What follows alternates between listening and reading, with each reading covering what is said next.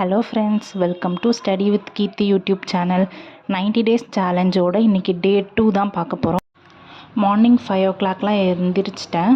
எந்திரிச்சதும் ஃப்ரெஷ்ஷாக ஒரு carrot juice போட்டு அந்த கேரட் ஜூஸை குடிச்சிட்டு இன்றைக்கான ஸ்டடி பிளான் என்ன பண்ணலாம் அப்படின்னு சொல்லிட்டு பிளான் பண்ண ஆரம்பிச்சிட்டேன். இப்போ டைம் வந்து பார்த்திங்கன்னா 5:29. இன்றைக்கூட டு டூ லிஸ்ட்டை பிளான் பண்ணிவிட்டு படிக்க ஸ்டார்ட் பண்ணிடலாம். தமிழ் வந்து 7th ஓல்டில் இருக்கக்கூடிய இயல் 3, 4 + 10 பாட்டு. Maths same topic, profit and loss. ஜிஎஸ்சில் வந்து சயின்ஸும் நேற்று பெண்டிங் வச்சுருந்த பாலிட்டியும் இன்றைக்கி கம்ப்ளீட் பண்ணணுன்னு பிளான் பண்ணியிருந்தேன். ஃபஸ்ட்டு 10 பாட்டு நூல்கள் முடிச்சிடலாம் அப்படின்னு சொல்லிட்டு ஸ்டார்ட் பண்ண ஆரம்பிச்சிட்டேன்.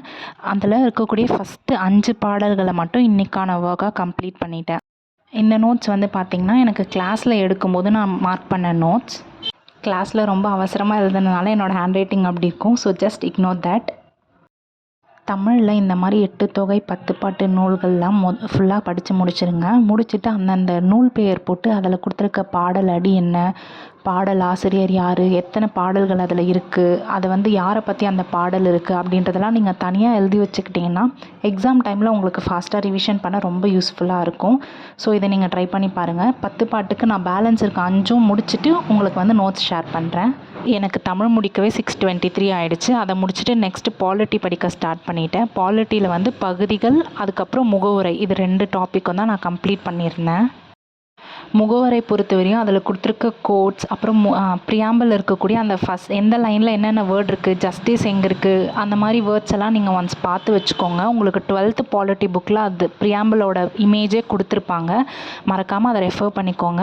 அண்ட் தென் ப்ரியாம்பிளுக்கு ரிலேட்டடாக என்னென்ன கேசஸ்லாம் வந்து போயிருக்கு அப்படின்னு சொல்லிட்டு அதையுமே கேஸ் நேம் வித் இயரோடு பார்த்துக்கிட்டிங்கன்னா உங்களுக்கு ரொம்பவே யூஸ்ஃபுல்லாக இருக்கும். மறக்காமல் பார்த்துக்கோங்க.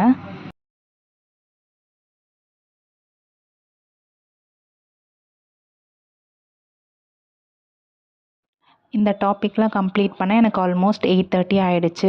ஸோ இதுக்கப்புறம் ஒரு குட்டி பிரேக் எடுத்துக்கலான்னு நான் பிரேக் எடுத்துக்கிட்டேன். அகைன் டைம் வந்து பார்த்திங்கன்னா 10:10. இப்போ வந்து நான் 7th தமிழ் ஓல்டு புக்கை முடிச்சிடலாம் அப்படின்னு சொல்லிட்டு அதை படிக்க ஸ்டார்ட் பண்ணிட்டேன். இன்றைக்கி வந்து இயல் 3, அதாவது டேர்ம் 1ல் இருக்கக்கூடிய இயல் 3, டேர்ம் 2ல் இருக்கக்கூடிய முதல் இயல், அதை தான் நான் இயல் 3, இயல் 4ன்னு மென்ஷன் பண்ணியிருக்கேன்.